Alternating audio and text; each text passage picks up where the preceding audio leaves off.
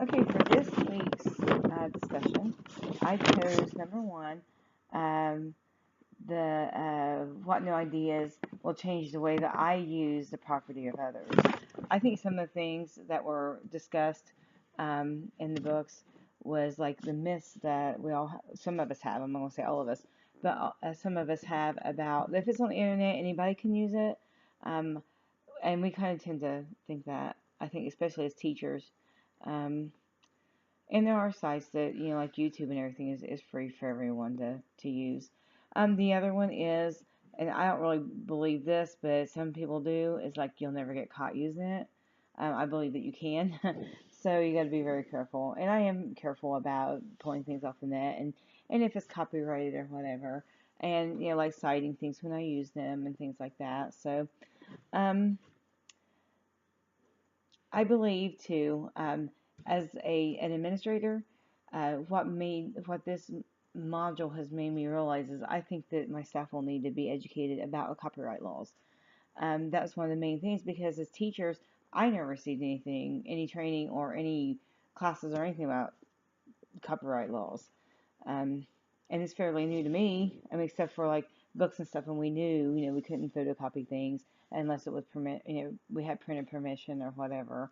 But like internet and all of that, we thought it was all fair game. Also, I wanted to talk about Section 107, um, and that does not grant wholesale permission um, for copyright materials. And I think as teachers that we do believe we have that right to be able to use. And I've touched on that. So I think 107 actually covers a lot of things of the myths that we believe, and it just kind of sets them into more of a legalized view of everything for us. Um, and Specter in the book, it's a matter of ethics and how we project ourselves.